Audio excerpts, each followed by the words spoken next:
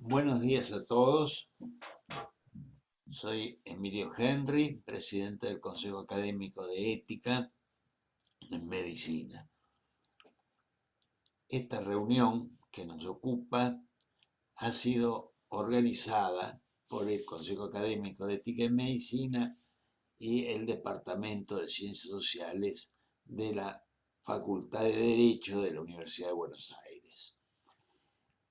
El tema que nos ocupa hoy no es un seminario como habitualmente hacemos, sino que es una conferencia eh, dada por la doctora Marta Cohen, médica argentina que desempeña sus tareas en Inglaterra en la Children's Foundation, Sheffield Children's Foundation Trust. La doctora se ha conectado con nosotros gracias a la intervención del doctor Ricardo Rabinovich Berman, nuestro muy dinámico secretario lleno de ideas e iniciativas que muchas de ellas, como esta es una muestra, se concretan en hechos muy positivos para nuestras instituciones. Le doy la palabra al doctor Rabinovich Berman, que va a hacer la presentación formal de la doctora. Muchísimas gracias, querido doctor Emilio Henry, presidente del Consejo Académico de Ética en Medicina. Les doy también la bienvenida a nombre del Departamento de Ciencias Sociales de la Facultad de Derecho de la Universidad de Buenos Aires y del Máster en Cultura Jurídica de la Universidad de Girona.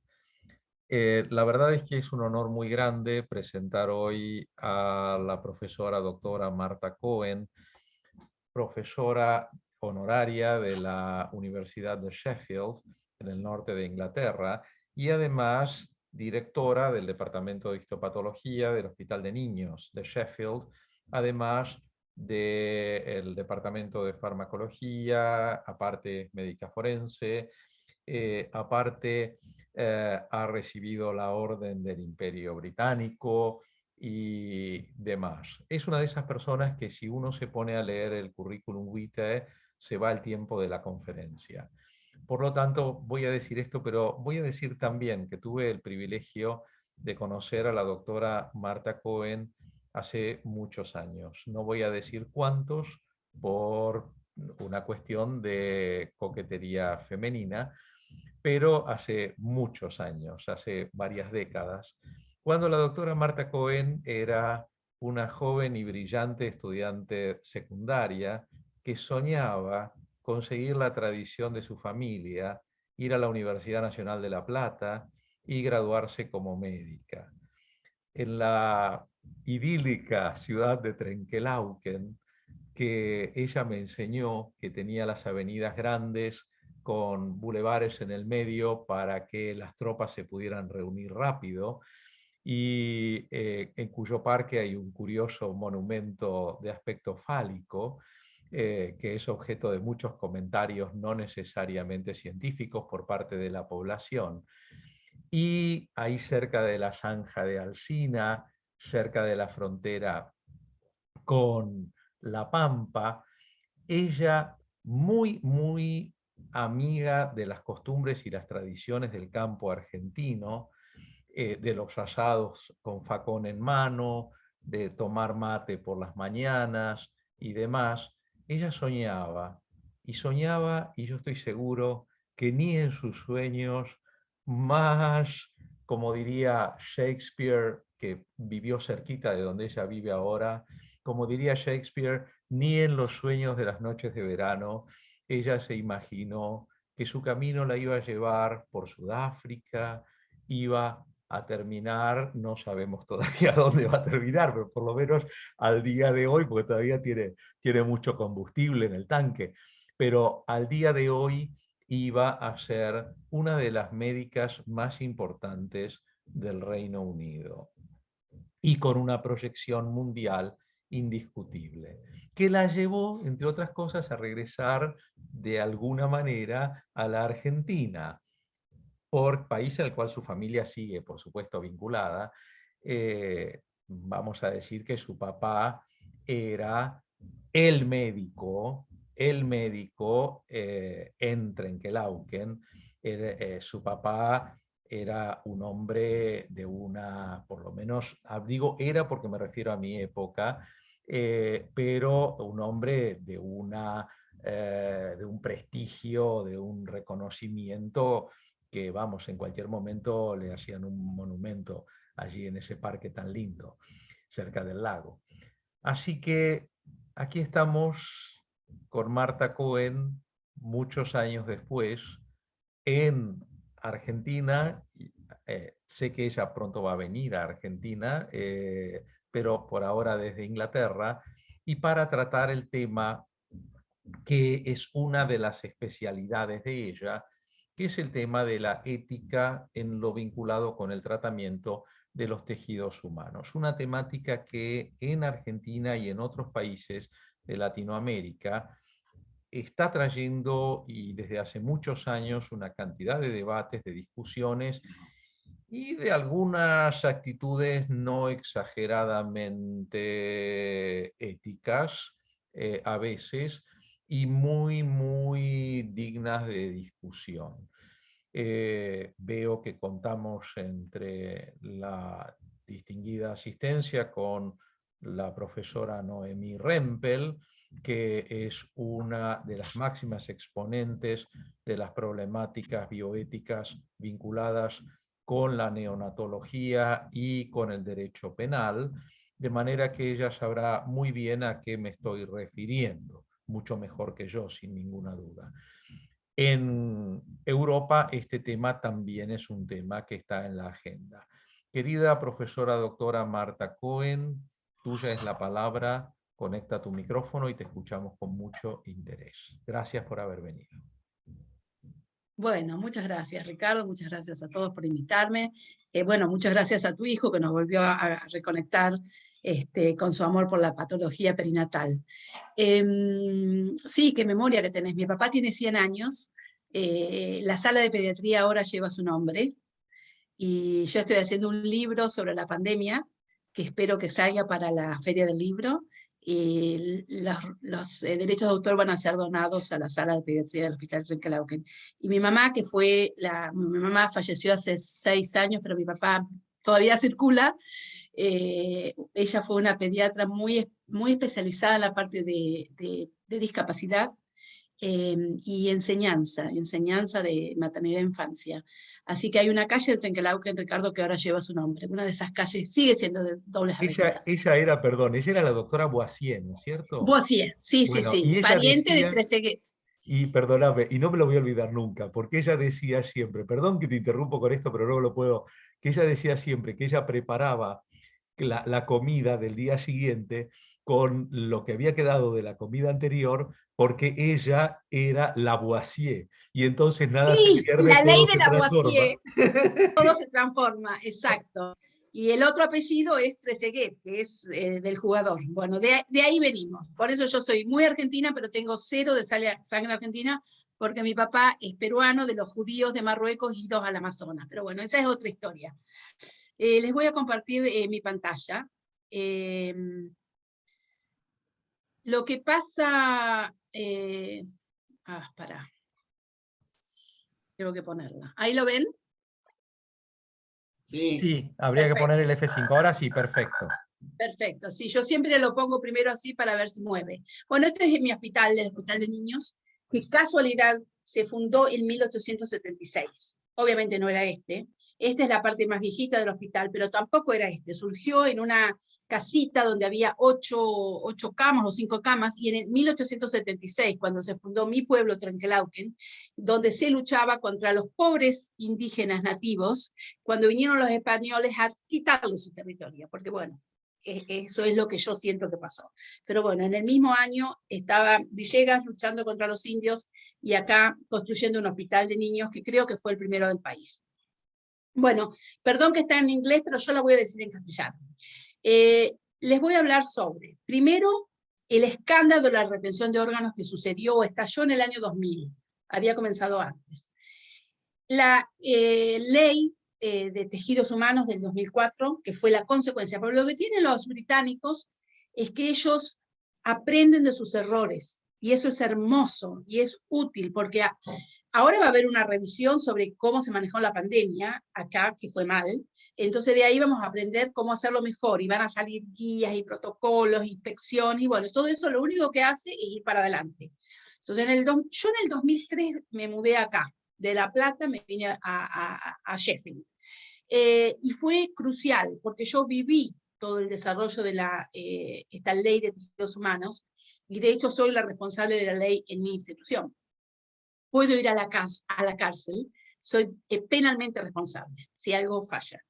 En el 2006 se hizo la autoridad del organismo que gobierna esa ley. Y bueno, les voy a hablar también del consentimiento informado, de los padres o de los familiares que están por detrás de todo esto. Bueno, con respecto a si tienen algún interés, me pueden seguir en Facebook, Instagram y el video de YouTube. Esta es la parte de ingreso del hospital, donde están los consultores externos. Bueno, ¿qué pasó con el escándalo de la retención de órganos? El hospital de Alderhay, que es el hospital de Liverpool, del hospital de la ciudad de los Beatles, se identificó que del año 1988 al año 1996 había habido una remoción, retención y se había desechado tejidos humanos sin autorización que incluían los órganos de niños. Esto ahora se generalizó a los adultos, pero esto comenzó por un escándalo de órganos en los hospitales pediátricos. Entonces, los órganos, cuando se hizo la inspección, encontraron que había más de 2.000 frascos que tenían partes, podía ser un corazón con una malformación, un hígado, un riñón, y eran alrededor de 850 pacientes. Después se hizo una investigación pública, porque acá siempre cuando se hacen este tipo de descubrimientos, se genera un grupo de trabajo. Generalmente hay un abogado, generalmente hay médicos, en este caso de medicina, ¿no? Pero generalmente hay un abogado que es el que lidera la investigación, y también se involucra al público, a la gente común, porque su mirada es muy importante. Bueno, hasta esta investigación pública, o Public Inquiry, como le dicen, en 1999, el público, la población, no sabía que en Alderhay y en otros hospitales del Servicio Nacional de Salud se estaban reteniendo los órganos de los pacientes sin el consentimiento de las familias. Y eso pasó en todos lados. Les voy a comentar cómo lo resolvimos nosotros cuando hubo que tomar una decisión luego de que se hizo la ley. Bueno, ¿cómo había comenzado esto? En el año 1996, una nenita, Samantha Rickards, que había muerto en el 1992 en el hospital infantil de Bristol, que había tenido una cirugía. 4 años después de la muerte, o sea, murió en 1992, en 1996, su mamá, Helen Rickards, vio o se enteró de que había un exceso de mortalidad de los niños por cirugías cardíacas en el hospital de niños de Bristol. Entonces ella, la mamá, demandó una copia de su historia clínica y encontró una carta en esa historia clínica, y así empezó todo, una carta de esa historia clínica del patólogo que había hecho la autopsia. Y en esa carta al cirujano de la niña le decía que había retenido el corazón de Samantha. Entonces ella lo reclamó y en el 1997 se lo devolvieron. Ella dejó su grupo, porque eso es lo que tiene. Acá no sé si pasa en Argentina, pero acá es increíble cómo la gente, los padres sobre todo, se dedican su vida a luchar por una causa que consideran justa. Entonces ella dejó su grupo y comenzó un grupo de padres para tratar de descubrir si esto había pasado en otros lados. Pusieron una línea de ayuda por teléfono, no había celulares en esa época, y de apoyo. Entonces, comenzaron a investigar acerca del exceso de muertes por cirugías cardíacas, y también descubrieron que había corazones retenidos en Liverpool. ¿Qué pasó? En Alderhay, el Hospital de Niños de Liverpool, en el 99 se abrió la investigación, que descubrió o trajo a la luz que Alderhay no era el único hospital de Liverpool que estaba afectado por esta retención de órganos. El hospital de Walton, también de Liverpool, tenía órganos de 700 pacientes. Había un patólogo holandés que se llama Dick van Velzen, que sistemáticamente había sacado de manera, y esto está entre comillas porque es lo que se dice en el informe, de manera ilegal y anética, removiendo los órganos de cada chico que había tenido una autopsia en su tiempo en el hospital de Alderhay. Y esto, inclusive para los chicos que los padres habían dicho que no querían una autopsia.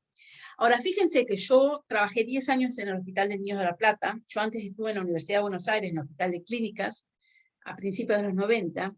Cuando hacíamos las autopsias, tanto en la UBA como en la Universidad de La Plata, en el Hospital de Niños de La Plata, era así, y estoy segura que sigue siendo así.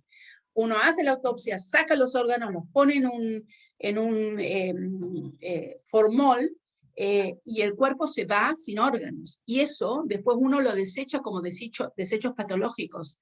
Pero si uno lo quiere quedar, en la Argentina, se lo puede quedar y puede hacer lo que se le ocurre, porque no hay ninguna ley.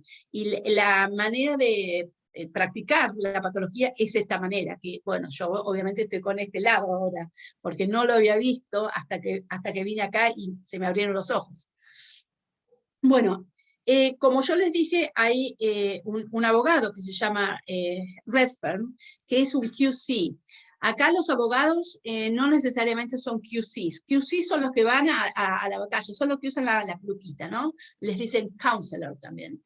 Y QC Redfern fue el que estuvo encargado de hacer la investigación en Alderhay. Y encontraron 100.000 órganos, partes, cuerpos enteros de fetos, de bebés mortinatos, que habían sido almacenadas o estaban guardados en 210 dependencias del Servicio Nacional de Salud. Adicionalmente, había 480.600 muestras de tejidos tomados de pacientes que habían muerto y que también se habían retenido. Entonces, el GMC, que vendría a ser el General Medical Council, que es el que, si ustedes van y ponen Marta Cohen GMC, les va a salir mi licencia, el número de mi matrícula, el estado donde estoy, lo que tengo autorización, todo es transparente. No quiero decir que siempre es transparente, pero por lo menos hay una intencionalidad de hacer todas las cosas transparentes que me gusta mucho. Entonces, el GMC dijo que debería ser, le restringieron su licencia, le sacaron su licencia, su matrícula profesional de practicar la medicina en el Reino Unido temporariamente. Bueno, el hospital de niños de este reporte también informó que el Hospital de Niños de Birmingham y el Hospital de Niños de Alderhay habían también sacado timo. Timo es una glándula del sistema inmune que están en los chicos, que después desaparecen los adultos, y que lo habían sacado de niños vivos durante la cirugía cardíaca, y que se lo habían dado a compañías farmacéuticas para investigación, a cambio de donaciones financieras. Y Alderhay, el Hospital de Liverpool, también había guardado sin consentimiento 1.500 fetos que eran abortados o que habían nacido mortinados. Bueno, esto es fotos de esa época, cómo estaban en el museo. Y yo, donde he pasado por Argentina, todos los hospitales tienen un museo. Es decir, se guardan las autopsias, los casos interesantes, se los ponen en unos frascos con formol y se los sella. ¿La familia sabe? No, no sabe, no sabe.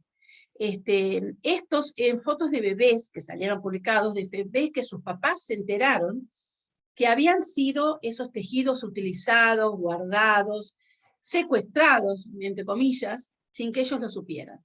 Y bueno, y esto es el doctor Van Velzen. ¿Qué pasó en el 2004? Porque ahí pasamos ya, bueno, este fue el escándalo. En enero del 2004, más de 2.000 familias pusieron un juicio contra el Sistema Nacional de Salud en la Corte de Apelación, la High Court, por haber removido las partes o los órganos de pacientes muertos, incluyendo niños, sin consentimientos. En agosto, los cuerpos de 50 bebés, que no se sabía cuál era el nombre, que habían sido guardados para investigación en los hospitales de Liverpool, se los enterró en el cementerio de Allerton, se les dio sepultura. Pero obviamente NN, ¿no es cierto? Y luego dice que cada semana, por meses y meses, cada jueves, se enterraban bebés. Y dice que más de 1.000 cuerpos no identificados, la mayoría de ellos fetos en menos de 28 semanas, se enterraron se les dio sepultura durante este tiempo. Yo les puedo asegurar que si esto pasa en Argentina, es la misma situación. Yo trabajé en Argentina, o sea, es lamentablemente la misma situación. Ahora, Van Velzen se lo había demonizado, ¿no? Pero en realidad, él hacía lo mismo que hacía todo el mundo. En ese momento era la práctica. Entonces, se le sacaron los cargos porque en realidad no se sabía de qué paciente, de qué fallecido era cada órgano. El 20 de junio del 2005, el GMC dijo que Van Velzen no podía practicar la medicina en el Reino Unido. Bueno, yo estuve buscándolo a ver qué había sido de él, pero en realidad no sé. Bueno, fue tapa de los diarios de la década del principio del 2000, y esto es el hospital de niños de Alderhay, cuando en la lápida de los niños enterrados. Y bueno, es un hospital muy lindo, pero bueno, lamentablemente le pasó a este hospital lo que le podría haber pasado a Great Ormond Street, que es el hospital de Londres de niños más grande, ¿no? Este es el QC, Michael Redfern, ¿y a qué conclusiones llegó? Él llegó a la conclusión, bueno, él y el equipo que hizo esta investigación y el informe, ¿no?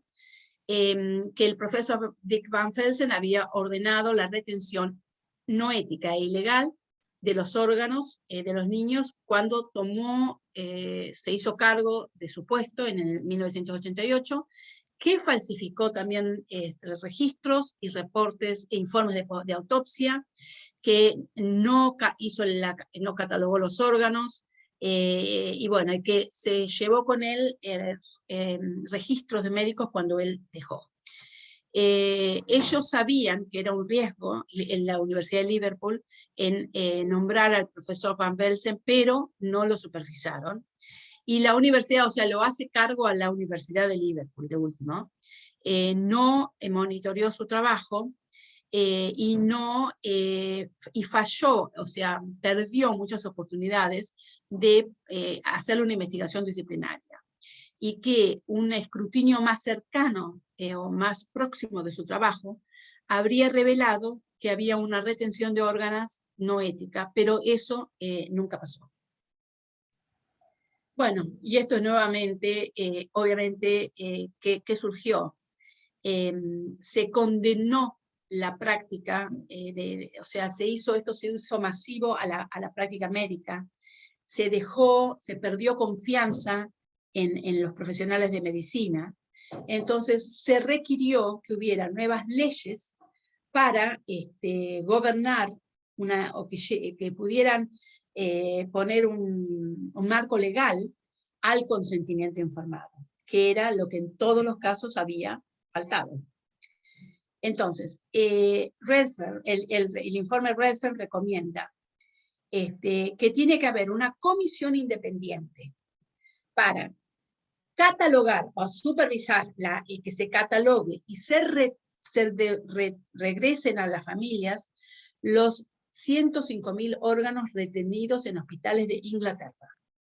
Que tenía que haber una nueva legislación, que fue la el Human Tissue Act, que es la ley de tejidos humanos, que es del año 2004, que tenía que haber una revisión del sistema de coroners. ¿Qué es el sistema de coroners? Y no es para esta charla, pero brevemente, cuando cualquier persona muere de manera súbita e inesperada, o muere dentro de las 24 horas de la cirugía, o muere en un accidente de tráfico, o es una muerte que no se espera que muera y nadie, ningún médico le va a poner un certificado. No, acá no existe paro cardiorrespiratorio no traumático, no es una causa de muerte. Entonces, nadie firma, y eso se refiere al coroner, se remite el caso al coroner, y el coroner es un fiscal, es un profesional judicial, en donde va a indicar una autopsia. Y va a decir, bueno, la autopsia de niños se la indico a la profesora Marta Cohen, o si es una autopsia de adultos, va a tal persona. Y bueno, se hizo una revisión, porque también muchos de estos tejidos eran casos que habían sido del coroner, de muertes súbitas o inesperadas. Bueno, todos los hospitales debieron emplear lo que es un consejero en duelo. Eso es un bereavement counselor, una persona que aconseja, acompaña a las personas, a las familias en el duelo.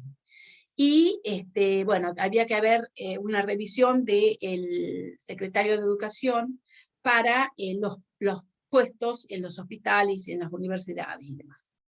Bueno, ¿qué es entonces la Ley de Tejidos Humanos del 2004?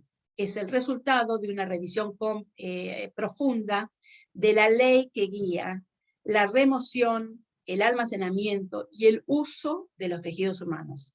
Y esto incluye tejidos y órganos que han seguido, que se han obtenido durante una autopsia. Y esto cubre a Irlanda del Norte, a Gales y a Inglaterra. Escocia, como saben acá, son 4 países en el Reino Unido, entonces Escocia tiene una cosa similar. Bueno, esto fue lo que yo presenté en el año 2007, o sea, ya han pasado más de una década. En el BRIPA es la British Pediatric Pathology Association, es la Sociedad de Patología Pediátrica y Perinatal del Reino Unido, porque teníamos que decidir, como yo les dije, cómo hacíamos el desecho de los tejidos, o cuando los retornábamos a la familia, cuando la familia a lo mejor hacía 10 años que había ocurrido y nunca nos había contactado. Entonces yo presenté esto para ver si era aceptable, y bueno, fue aceptado, o sea que esto fue como se hizo. Bueno, obviamente en el año 2006, o sea, entre el 2004 que se hizo la ley y el 2006 que se hizo la autoridad que gobierna a la ley de tejidos humanos, no pasó nada. Seguíamos con la misma práctica de que, bueno, el consentimiento informado todavía no estaba. O sea, sí, teníamos algo, pero no teníamos lineamientos generales. Entonces, recién cuando viene la autoridad de aplicación de la ley, ahí es donde tenemos que decidir, bueno, ¿qué vamos a hacer con estos tejidos que teníamos y qué vamos a hacer de ahora en adelante? Entonces, la autoridad de tejidos humanos es el cuerpo regulador, es el que emite los códigos de práctica sí, cómo debemos trabajar. Nos da una licencia, o sea, desde el 1 de septiembre del 2006, mi hospital tiene una licencia para la morgue, entonces nosotros podemos hacer autopsias porque estamos bajo la licencia de la Human Tissue Authority. Y además nos inspeccionan, porque cada licencia para trabajar tenemos una inspección. La nuestra fue hace menos de un mes, tuvimos la inspección. Bueno, ¿qué hicimos con lo que teníamos? Lo llamamos existing holdings, pero en realidad éramos todos los tejidos que teníamos, que no había habido un consentimiento, porque era la práctica de la época. A partir del 1 de julio del 2006 ya empezó a correr el tiempo que teníamos que hacer algo. Podíamos tomarnos un año, que nos tomamos un año, para decidir qué hacíamos y cómo lo hacíamos. Podíamos utilizar los códigos de práctica de la Human Tissue Authority, y obviamente que seguimos muchos consejos, les pedimos muchos consejos, bueno, para tratar de hacerlo lo mejor manera posible. Bueno, todos los hospitales que teníamos estos tejidos retenidos, órganos, tejidos, e inclusive los bloques de parafina, los cortes de parafina, debíamos decidir qué debíamos eliminar. Entonces encontramos 4 categorías de estos holdings que teníamos, ¿no? De los tejidos retenidos. Algunos que eran, y no los podíamos identificar. Imagínense que esto iba al año 1940, o sea, era años y años y años, que me tocó hacerlo, antes de que hubiera nacido. Bueno, si los disponíamos, los eliminábamos y los desechábamos, debía ser de la misma manera como se trataba el material de autopsia. Es decir, no lo podíamos desechar como tejido patológico, sino que lo teníamos que mandar a un crematorio o enterrarlo como si fuera un tejido de autopsia, ¿no? Un tejido post-mortem. Cuando los familia había hecho alguna pregunta, había, por ejemplo, contactado al hospital para decir, mi nena se murió en tal época, le hicieron la autopsia ahí, ¿tienen tejidos? Aunque no nos hubieran vuelto a contactar, no debíamos contactarlos de vuelta, porque era ellos a nosotros, pero nosotros no podíamos contactarlos de vuelta. Pero no debíamos eliminar o desechar ese tejido, porque podía ser que los papás volvieran más tarde y lo quisieran, y ¿qué vamos a hacer? Entonces, esa fue una decisión. Y tuvimos, bueno, antes de tomar una acción, ya les dije, el 1 de julio del 2007, tuvimos un año. Durante ese año, los familiares podían contactarnos, pero nosotros no podíamos iniciar el contacto. Si decidíamos desechar el tejido, o sea, mandarlo al crematorio, que fue lo que se hizo, y no había consentimiento y la familia no nos había contactado, lo podíamos hacer. Todo lo que era anterior al 1 de septiembre del 2006. Y bueno, necesitábamos considerar que la población supiera, o sea, debimos avisar en nuestra página web, por ejemplo, a lo mejor en una notita en el diario, diciendo que si alguien nos quería contactar por tejidos que pudieran haber sido retenidos, que nos contactara. O sea, la comunidad debió saber cómo lo hacíamos. Bueno, ¿qué hicimos con los casos de los coroner, estas autopsias que habían sido bajo el fiscal? Bueno, necesitamos el permiso del coroner, que generalmente ya no era ese coroner, sino que alguien que había quedado en su lugar, porque ya les digo, casos del año 1940. Bueno, tuvimos que saber documentar exactamente qué habíamos desechado, por qué y cómo, ¿no es cierto?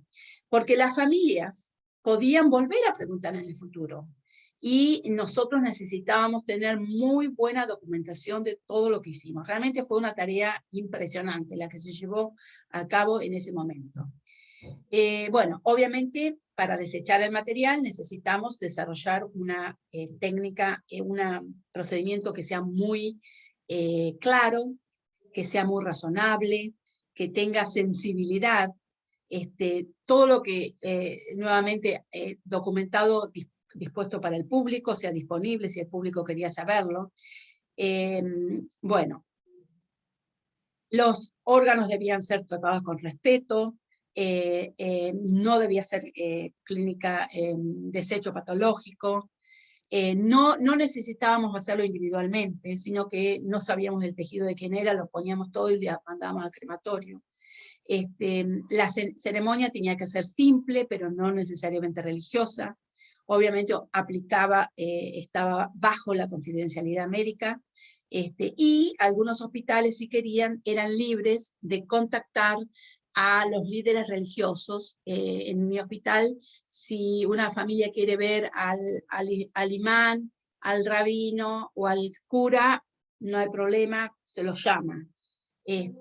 Bueno, después tuvimos que hacer todo un procedimiento interno en donde decíamos cuánto tiempo íbamos a retener los órganos, qué tiempo teníamos, y todo esto era para lo anterior, ¿no? Porque después venía lo que íbamos a hacer en el futuro. Bueno, como les digo, desde el año 1940 es que teníamos los bloques de parafina, vidrios, y en general la mayoría fue desechado, porque ya tampoco estaba en buena calidad. Y tuvimos que hacer una consulta pública. Acá las decisiones no se toman unilateralmente, siempre la comunidad tratamos de que sea parte, ¿no? Bueno, ¿cómo hicimos la consulta pública?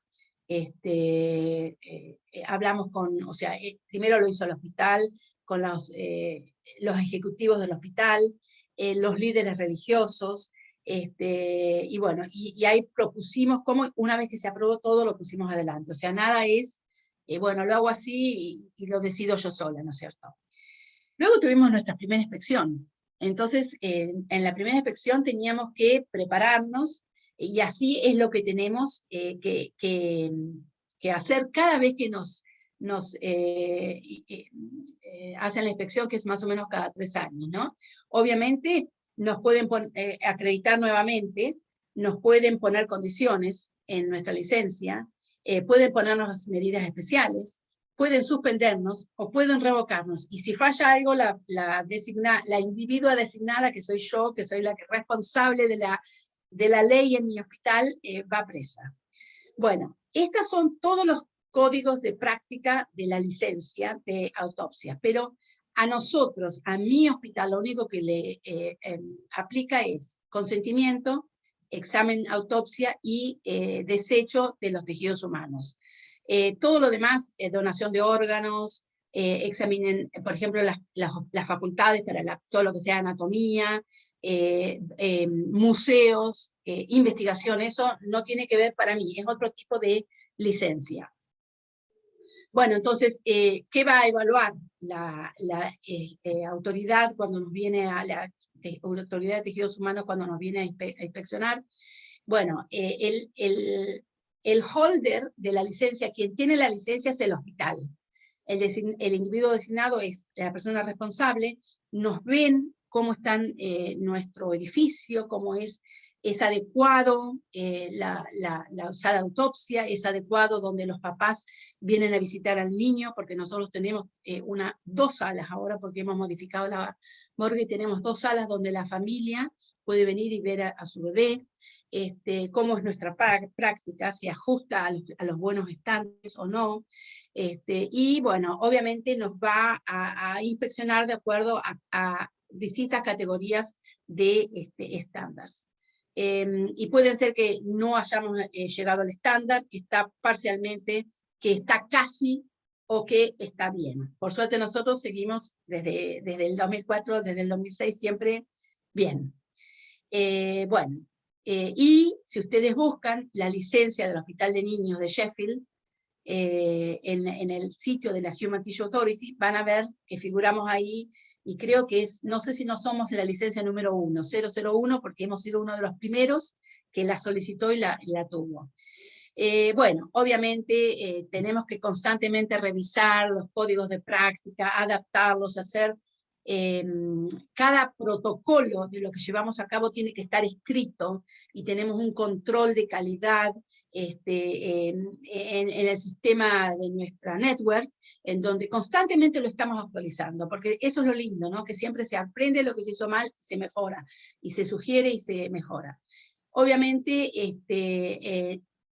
ve la documentación del consentimiento. Nosotros tenemos nuestro propio consentimiento desarrollado de acuerdo a los estándares de la Human Tissue Authority, y además damos entrenamiento. La persona que toma el consentimiento de la familia tiene que tener tiene que haber sido entrenado en eso, y nosotros somos además los que damos el entrenamiento. Hacemos casi 500 autopsias por año, así que imagínense que vienen de muchísimos hospitales. Nos mandan las autopsias de los hospitales generales de distrito, y que nos mandan las autopsias a nosotros, perinatales o pediátricas. Bueno, y constantemente estamos haciendo auditorías para ver qué hacemos de acuerdo al estándar, qué estamos subestándar, qué necesitamos mejorar, en qué llegamos al estándar o no. Y bueno, y ver de qué manera tenemos planes de contingencia si algo falla. Si nos falla la sala de autopsia, tenemos que tener un acuerdo con otro hospital cerca para poder utilizarlos. Si nos falla el equipamiento, por ejemplo, los freezers, las heladeras, y los cuerpos se ponen en descomposición, tenemos que tener todo tiene que estar escrito. Y además ellos nos van a inspeccionar todos los planes que tenemos. Nosotros lo que hicimos fue enviar al crematorio local todos los vidrios que no había habido preguntas de los padres que tuvieran más de 30 años. Mandamos a cremar todo el resto de órganos que encontramos. Bueno, y acá está todo el detalle de las preparaciones día por día, tenemos un meeting muy seguido de todo. El consentimiento, bueno, como les decía, cualquiera que tome consentimiento tiene que tener experiencia, conocer muy bien el proceso de la autopsia para responder a las preguntas de los papás. Tiene que además haber tenido entrenamiento en esto de el duelo de las familias, en los procedimientos que empleamos, y tienen que asistir a un examen de autopsia, porque entonces ahí les damos un certificado en donde es parte de su entrenamiento. Bueno, obviamente es un campo minado, ¿no es cierto? Porque los padres pueden pedir que la autopsia sea completa o no. Hacemos autopsia por resonancia magnética, o sea, cada vez estamos haciendo autopsias menos invasivas. Puede ser que los padres den consentimiento para investigación o no, que den consentimiento para que guardemos tejidos congelados o no. Si dan consentimiento para investigación, pero a mí me pasó hace unos años que yo tenía que contactarlos para hacerle unas preguntas epidemiológicas, ¿no?, de su familia. Y la autoridad me dijo, usted tiene que tener consentimiento de la familia para contactarlos. Entonces ahora no solamente decimos investigación, ¿podemos usar el tejido guardado con su consentimiento para investigación? ¿Sí o no? Y después la segunda pregunta dice, ¿podemos contactarlos? ¿Sí o no? A veces te dicen que sí, a veces te dicen que no. Ahora yo hago mucha investigación con Estados Unidos. Bueno, mi campo de interés es la muerte súbita lactante, ¿no? Y trabajo mucho con un instituto de Estados Unidos que se llama Brain Research Institute, y les tengo que mandar tejido congelado que tengo de los troncos cerebrales. Y tengo consentimiento, pero la Human Tissue Authority me dijo, no, el consentimiento, los papás tienen que decir sí, puede mandarlo fuera de la Unión Europea. Uy, morí porque estoy en Estados Unidos. Se me ocurrió, le voy a mandar el DNA, el ADN, porque habla de células, pero si yo extraigo el ADN, no es célula, está el ADN extraído, o sea que lo voy a hacer así. Pero ya modificamos el consentimiento para decir, ¿podemos contactarlo sí o no? ¿Podemos hacer uso de este tejido fuera del Reino Unido en cualquier país? ¿Sí o no? Porque puede ser que sea solamente para acá, o sea que cada vez se está haciendo más angosto y más, o sea, los papás tienen que dar, que está bien, ¿no? Es éticamente muy bien, tienen que saber y tener el derecho de limitar cada paso de la autopsia, de lo que pasa después también con el consentimiento. Pueden decir, por favor, eliminen, hagan el desecho, o envíen al crematorio los bloques de parafina y los slides, los vidrios, ¿no? O puede decir, queremos hacer estudios genéticos, ¿sí o no? O sea, ellos pueden decir, haga la autopsia completa, le doy permiso para la investigación, pero no quiero que hagan estudios genéticos. O sea, tienen derecho. Eso es las autopsias de hospital. Las autopsias del coroner, que son autopsias que se muere, y el coroner tiene el poder sobre ese cuerpo, entonces lo manda a hacer una autopsia, porque no se sabe de qué se murió. Entonces, el coroner ahí, cuando nosotros le damos la causa de muerte, y decimos, es una causa de muerte natural, por lo tanto no es un homicidio, no va o no es sospechosa, y no va bajo el carril penal, entonces puede ser que el coroner, cuando termina su investigación, ahí nosotros tenemos que tener consentimiento. Entonces, ahí la policía, el coroner o uno de nosotros puede tomar el consentimiento. Así que ahí los padres pueden decir, bueno, se hizo la autopsia, o la familia, ¿no? Se hizo la autopsia, pero consiento a esto, o devuélvanme todo, y lo quiero enterrar yo. Y, o sea, es muy complejo, pero realmente creo que desde su comienzo ha ido cubriendo muchos ángulos y muchos huecos, ¿no?, que había. Perdón. Bueno, este es el consentimiento, que lo usamos en triplicado. Una parte se lo tienen los padres, una parte, la parte blanca lo tenemos nosotros, que somos quienes hacemos la autopsia, y una parte la guarda el hospital, ¿no es cierto?, que pidió la autopsia. Esto es una guía para los papás que está escrita de una manera simple. O sea, está escrito en términos simples para personas que no tienen conocimiento de medicina, y que tiene que ser dada. Lo que hacemos muchas veces es, o lo que hacen, por ejemplo, las parteras, o las obstetras, los médicos obstetras, le dan el bebé murió, o nació muerto, o murió después, le ofrecen la autopsia, le dice piénselo, y le dan este librito, en donde ahí los papás van leyendo, y después cuando ya van a tomar el consentimiento de la autopsia, obviamente los papás tienen una idea más acabada, ¿no es cierto? Bueno, tiene que haber un requerimiento en donde nos tienen que poner a nosotros datos de la historia clínica que necesitamos para hacer esa autopsia. Obviamente la placenta tiene que ser enviada si es junto con el bebé, y la placenta, aunque es tejido de la madre y del bebé, también cae dentro del consentimiento si es una autopsia perinatal. Obviamente hacemos retención temporaria del cerebro, eso los papás lo saben, pero acá los entierros no son como en Argentina, que son al otro día.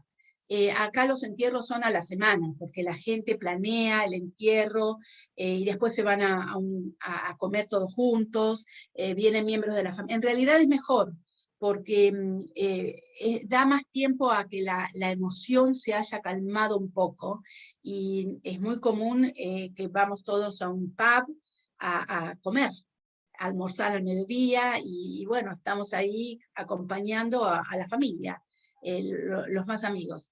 Bueno, yo en general lo retengo 5 días, pero como les digo, el cuerpo generalmente se retira a la semana.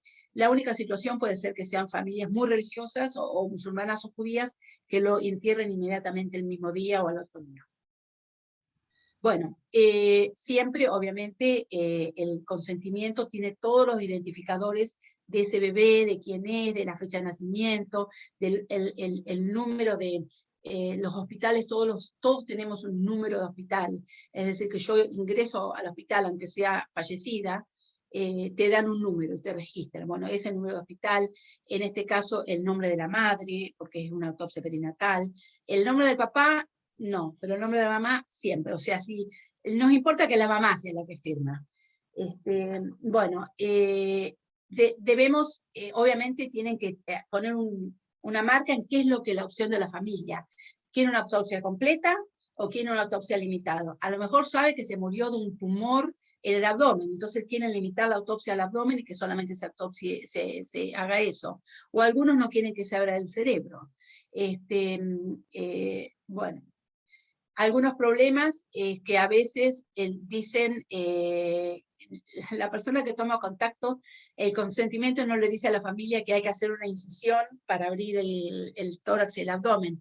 Y por ahí dicen autopsia completa, pero después dice por favor no lo corten. O sea que, ¿viste? Acá hay algo que hay que volver a la familia. Fotografías. Nosotros siempre tomamos fotografías de frente, de perfil y de costado del bebé o de los niños. Hacemos autopsia hasta los 18 años. Pero la familia puede decir que después las tenemos que eliminar.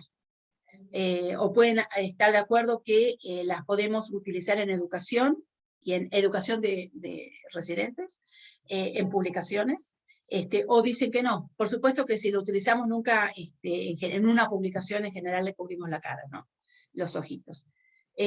Bueno, consentimiento para guardar órganos para, por ejemplo, tenemos un corazón, es difícil, lo quiero mandar a Londres a que le estudie la mejor patóloga cardiovascular. ¿Tengo consentimiento o no? Entonces ahí me van a decir sí o no. ¿Qué hacemos con los bloques de parafina y con los vidrios? y con tejido congelado que siempre guardamos, y es importantísimo el tejido congelado, porque lo que viene es la autopsia mínimamente invasiva, con resonancia magnética, y con mucho estudio de secuenciamiento genómico, que es lo que nos va a dar muchísima información, y que esto recién estamos empezando a hacerlo, ¿no es cierto? Pero se va a desarrollar muchísimo. Bueno, nuevamente, podemos guardarlo, podemos no guardarlo, o qué hacemos, lo desechamos, se los devolvemos a familias que prefieren que se lo devuelvan a ella. Podemos, bueno, siempre le decimos, es importantísimo, si le han hecho la autopsia, guardar los bloques de parafina y los tejidos, incluso los tejidos congelados. ¿Por qué? Porque se puede revisar el diagnóstico, porque puede haber una nueva conocimiento en medicina que puede hacer que el caso quiera ser revisitado, porque tenemos que educar a nuestros residentes, etcétera, etcétera. Bueno, nuevamente, el uso del tejido para educación y para investigación. Podemos usarlo, sí o no. Podemos usarlo en educación, audit, sí o no.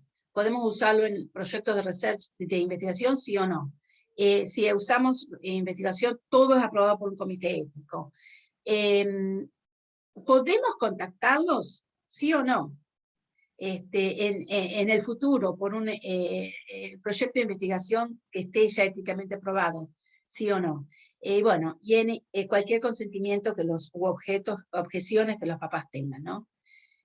Bueno, obviamente les decimos, la investigación es fundamental para el progreso de la medicina, para que podamos saber más, descubrir.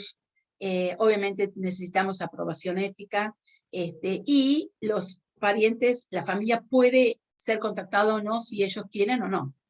Y siempre pueden cambiar la mente, la decisión. O sea, es importantísimo decirle, si usted hoy decide sí a la investigación, pero el día de mañana viene y dice, no, no quiero, no hay problema. Se puede volver para atrás. Pero si usted dijo, no, quiero que me lo devuelvan porque lo mandan al crematorio, eso ya es indefinido. O sea que también es, y yo cuando hablo con los papás, hablo mucho con los papás, y es importante eso.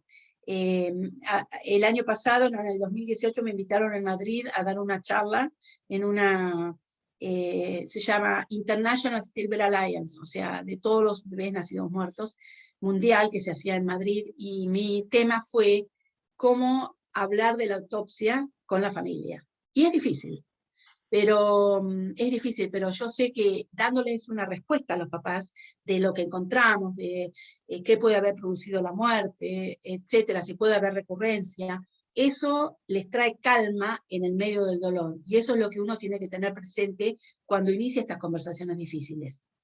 Bueno, ya les dije de cambiar el dinero, la idea. Bueno, tiene que estar firmado ese consentimiento, ¿sí? Y tiene que estar firmado con una persona que califique, tiene una relación que califica.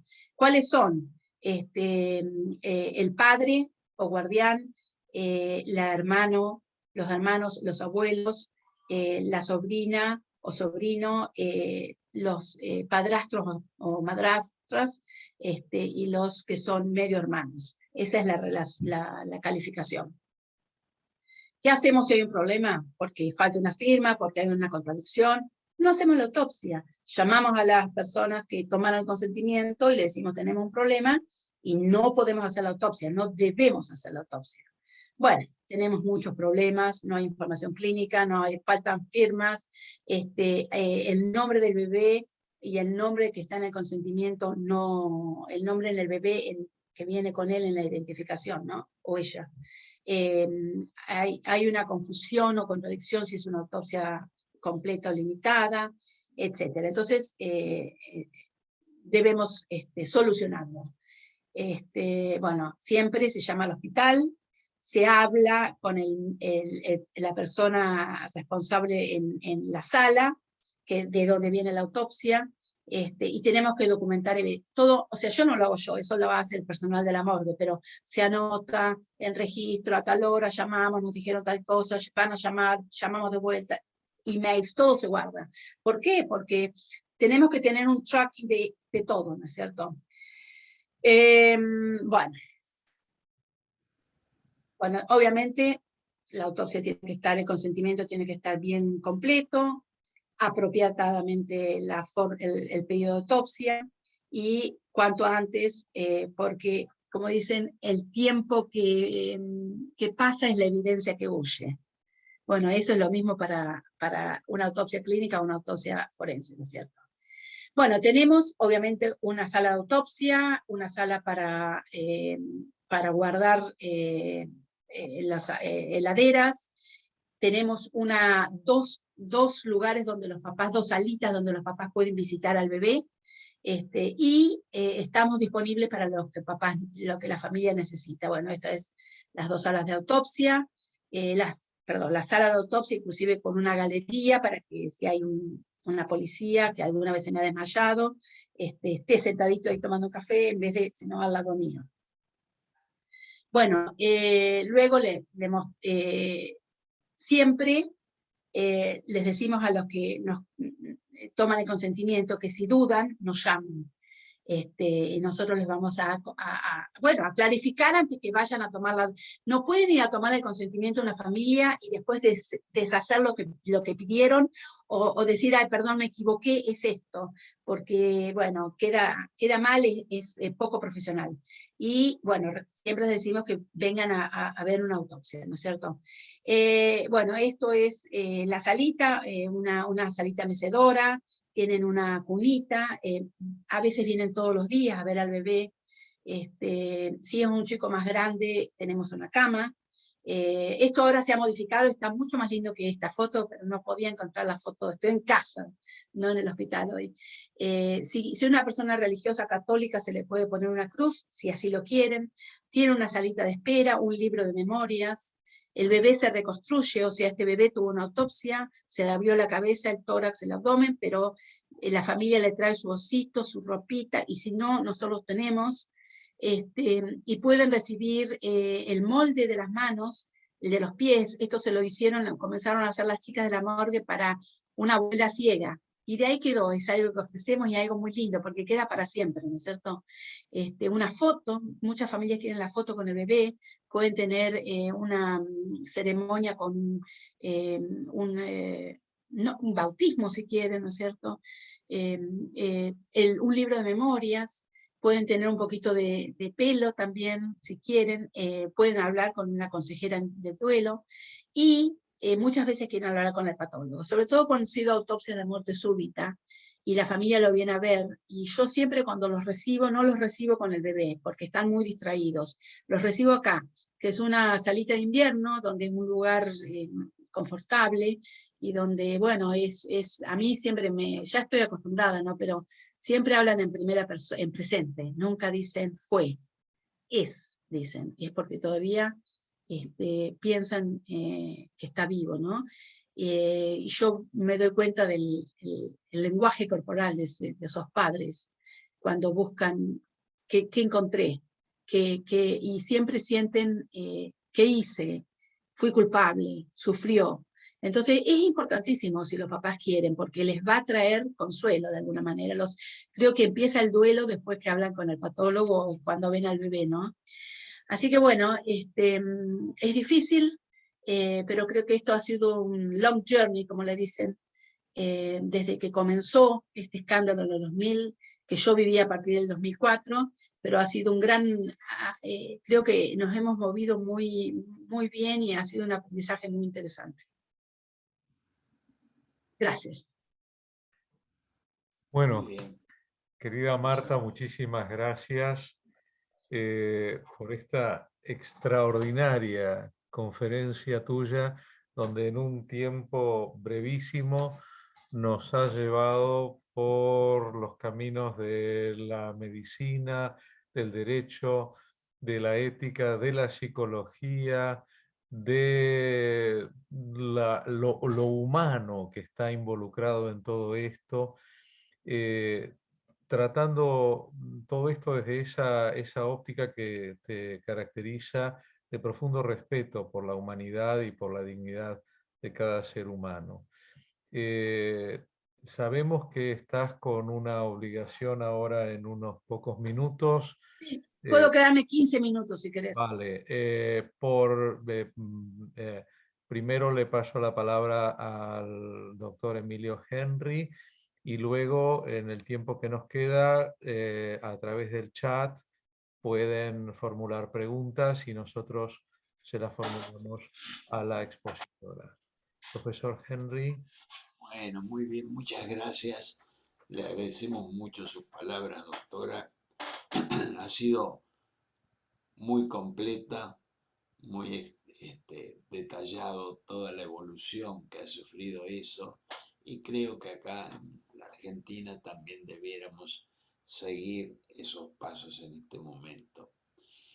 Disculpen ustedes, yo tengo alguna dificultad para hablar porque estoy muy afónico en este momento.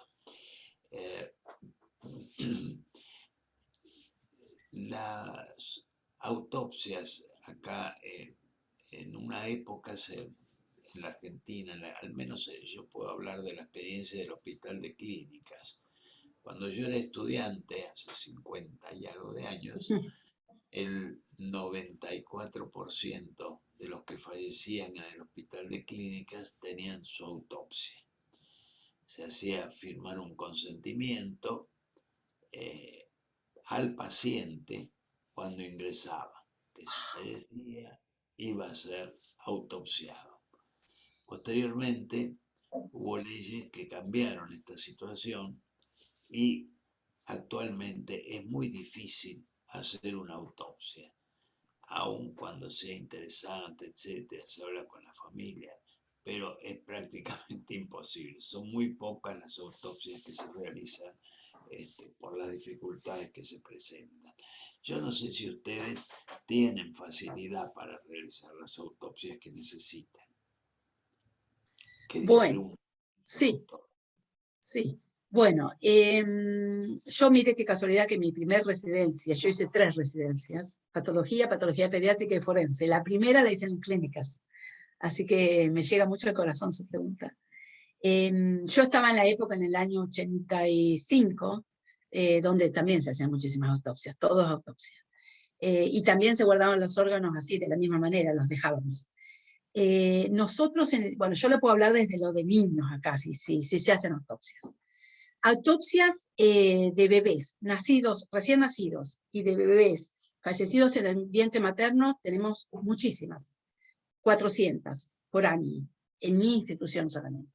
¿Por qué? Porque el obstetra obviamente le aconseja a la madre porque quiere saber qué pasó en ese embarazo, o por qué se murió el bebé, el neonatólogo, después de nacido. Entonces yo creo que es muy importante para esa familia el futuro, de concebir más hijos, de que los hijos, de que el embarazo llegue bien a término, o de que nazca otro bebé y no muera como este que acaba de morir en la sala de neonatología. Entonces creo que es muy importante, bueno, el fin del por qué también la familia acepta. Pero creo que los obstetras y los neonatólogos están más entrenados para pedirla que los clínicos. Yo creo que autopsias clínicas no se hacen, ya no se hacen, pero si el médico dice, bueno, no, este paciente yo no esperaba que muriera, o se murió durante la cirugía, o no estoy segura de la causa de la muerte, discute el caso con el coroner y se hace autopsia de coroner. O sea, la autopsia se hace, pero es una autopsia clínica, pero bajo el coroner. ¿Por qué? Porque el médico no es porque quiera hacer la autopsia, es porque todavía hay algo que no le permite firmar un certificado de defunción con la claridad de qué fue lo que le pasó a ese paciente. Entonces ahí se deriva el caso del coroner y el coroner pide la autopsia. En este momento esas autopsias en general son por tomografía computada, y si se puede determinar por la tomografía computada post-mortem, en los adultos le estoy diciendo, que es la causa de la muerte, no se hace autopsia. Y si no, se hace autopsia. Pero ya no es decisión de la familia, sino del coroner. Profesor doctor Jorge Luis Manrique. Sí, muchas gracias, doctora Cohen. Muy interesante la postura respecto de los restos patológicos porque describe algo que no está resuelto en el mundo y usted lo sabe. Los museos están repletos de restos no autorizados. Y bastante más que eso, porque, como usted bien dice, el uso del ADN y algunos otros restos humanos para investigación está pasando bajo cuerda en muchísimos lugares. El comienzo de la investigación sobre genoma, usted lo sabe mejor que yo, también comenzó sin permiso ninguno, a pesar de que se les preguntaba si tenían consentimiento o no, y se hizo siempre sin consentimiento porque no había forma de hacerlo. Bueno, nadie la quería hacer. Respecto a las autopsias, coincido con el doctor Henry que hace unos 30 o 40 años el ingreso al hospital exigía un consentimiento muy global, muy primitivo, si usted quiere, donde se aceptaban todas las maniobras que los médicos decidieran buenas para el paciente, incluida la autopsia. Sí. Eso cayó por el respeto a la dignidad, y ahora aparece este respeto por la dignidad de la persona, que es muy interesante, que es lo que usted destaca, para dar los permisos aún anticipados, incluso interesante, para el contacto. Porque eso también es respeto por la dignidad y por, o por el duelo de la persona. Y está muy bien. Ahora, hay algún interés disminuido en las autopsias en el mundo, por el cual, como alguna vez dijo algún célebre cirujano argentino, la autopsia es un estudio que no tiene sponsor. Y por lo tanto, como es muy caro, nadie lo quiere hacer.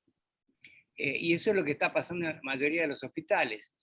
Los patólogos no quieren llevar tanto tiempo en esos estudios porque les cuesta muchísimos insumos, y los médicos, con el famoso "te miro la tomografía", se dan por satisfechos, a mi juicio, un paso antes de certificar finalmente la calidad de la atención brindada. Es una lástima que se estén perdiendo las autopsias. Nada, yo le agradezco mucho su opinión sobre este asunto. Sí, sí, sí, es absolutamente así, pero bueno, creo que en el Reino Unido en ese sentido, como sociedad, siempre ha llevado la delantera en muchas cosas. Y en este caso, creo que ha sido para bien que desde el 2004 esto de la Autoridad de Tejidos Humanos y la ley haya salido adelante. Yo creo que la autopsia todavía sigue siendo, como decimos, el gold standard, pero yo una de las tantas charlas que doy es la autopsia del siglo XXI y cómo va a cambiar todo en el siglo XXI, ¿no? Y obviamente se van a hacer menos autopsias, pero en realidad se van a hacer menos autopsias tradicionales, porque se van a hacer más autopsias virtuales. Pero lo que pasa, por eso yo trabajo muy bien con los radiólogos y los que hacen resonancias magnéticas, que trabajamos en post-mortem, ¿no? Y yo le digo que ellos cada vez son más patólogos y yo cada vez soy más radióloga, porque en realidad es que nos tenemos que evolucionar. Pero no podemos dejar de lado el estudio de los tejidos bajo el microscopio. Bill y Melinda Gates, la fundación, vos que estás en contacto con Barcelona, Ricardo, el martes di una charla, virtual obviamente, con un microbiólogo que trabaja para la fundación Bill y Melinda Gates, que tienen un proyecto esponsoreado por ellos, que es hacer la autopsia mínimamente invasiva en África. Y cómo hacen con la cantidad de muertos que hay en África y no se sabe de qué se mueren. Sí, son infecciones, pero ¿de qué? ¿Cómo pueden? Entonces, hace casi una década que Bill y Melinda Gates, la fundación, les dio dinero y los mantiene para que hagan esta autopsia mínimamente invasiva, y es otra manera de hacer la autopsia, que es con agujas, es biopsias post-mortem, ¿no? Claro. Sí. Profesor, Bueno, pero perdón. Sí. Sí, lo que quería decir era que la manera como se funciona acá, está todo, el Servicio Nacional de Salud, todo interconectado, pero nosotros nos cobramos entre nosotros. A mí me mandan de otro hospital 400 autopsias y yo a cada uno les mando la cuenta, que a lo mejor serán 1.000 libras, 900 libras. Y ellos, pero yo a su vez mando al toxicólogo y le tengo que estar en otro hospital, le tengo que pagar. O sea, y eso es muy bueno porque los hospitales van manteniendo sus finanzas, ¿no? De alguna manera. Sí. Profesor doctor Manuel Luis Martí. Sí, muchísimas gracias, Marta, por esta esclarecedora conferencia que nos has dado en forma tan clara, además. Yo te quería preguntar si hay en las autopsias ¿cuáles son las causas que se encuentran de muerte súbita del lactante? Bueno, muy interesante. Eso da para varias conferencias.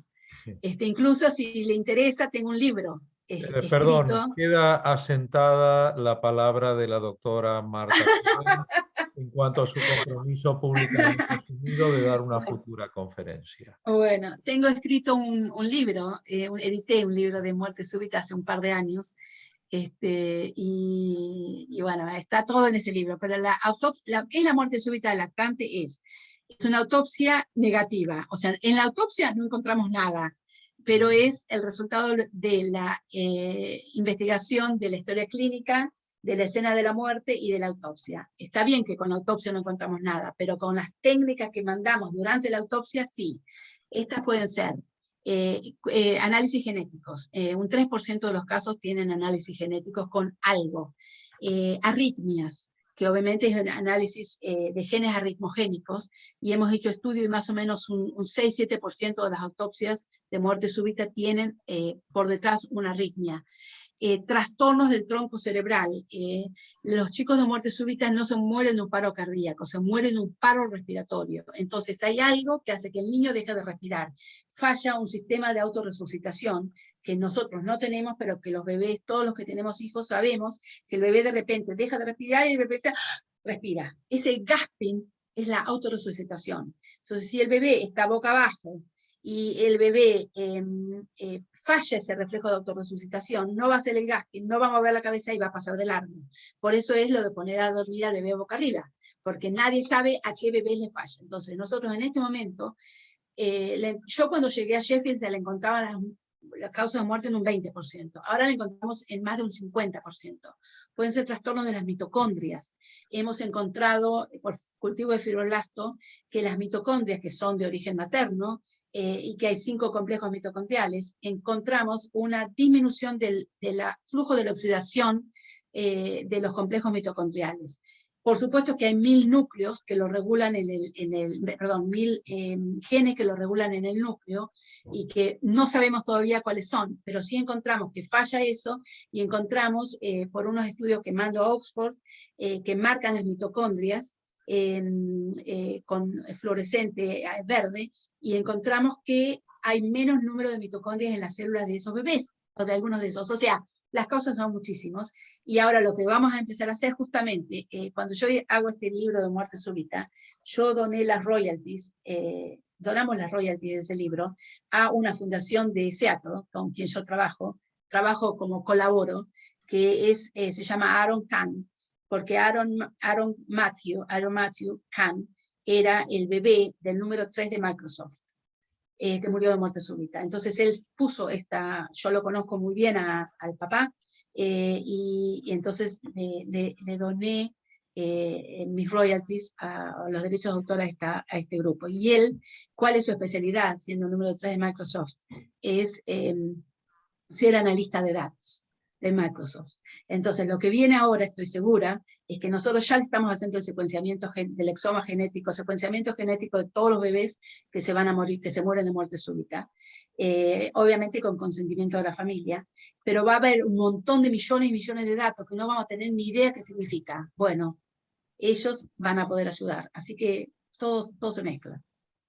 Es el futuro. Sí. Muchísimas gracias.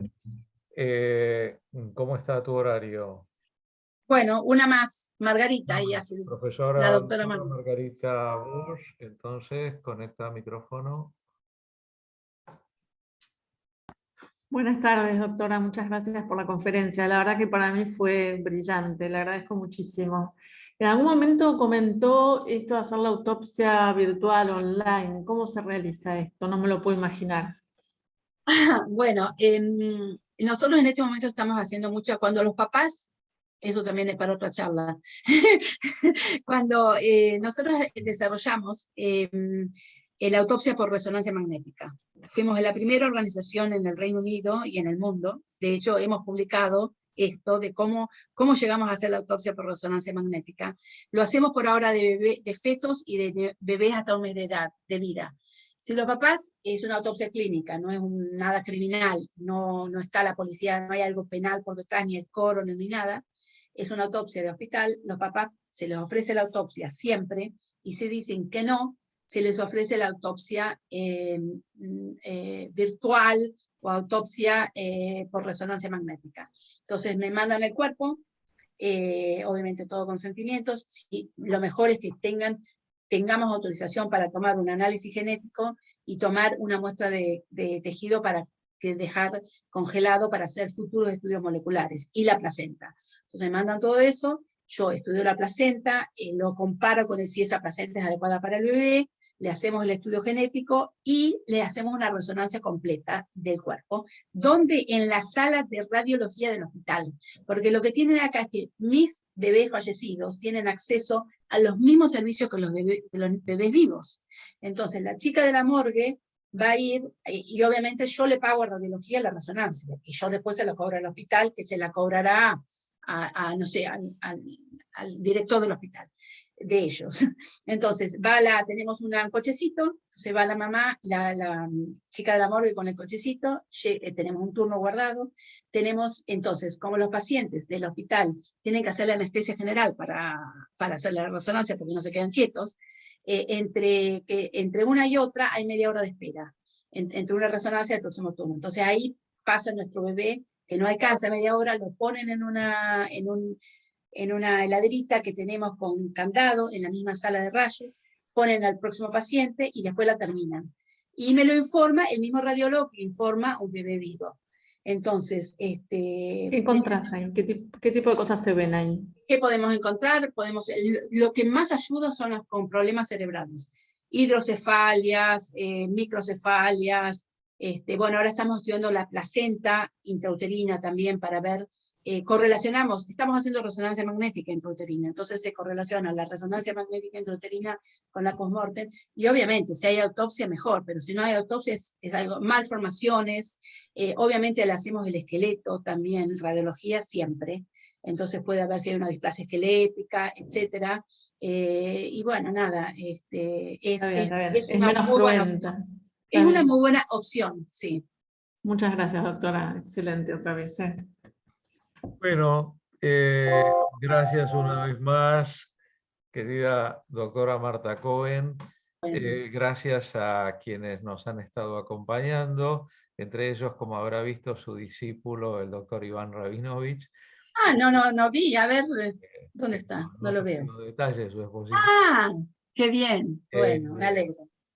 Querido No, doctor, discípulo no, futuro discípulo. bueno, pero igual él ya Y se bien. siente discípulo, desde hace rato. Querido doctor Emilio Henry, para dar las palabras de cierre, adelante. Creo que ha sido muy interesante la reunión que hemos hecho por primera vez, porque nunca se habían dado conferencias, siempre habían sido reuniones con varios oradores de distintos temas. Y bueno, ha sido muy lindo, muy interesante, y creo que nos ha sido útil a todos. Inclusive hay despertado algunas inquietudes sobre temas legislativos que podrían empezar a desarrollarse. Bueno, encantada, eso es muy bueno, despertar la chispita de cambiar. Muy bien. Muchísimas gracias. Bueno, Entonces, un muchas saludo para todas y para todos, y quedas comprometida para el año que viene, para por lo menos, yo anoté ya 2 conferencias. Pero la que da 2 da 3, o sea que van a tener el año que viene. Que tengas mucho éxito. Bueno, gracias. Hasta luego, Chao. gracias.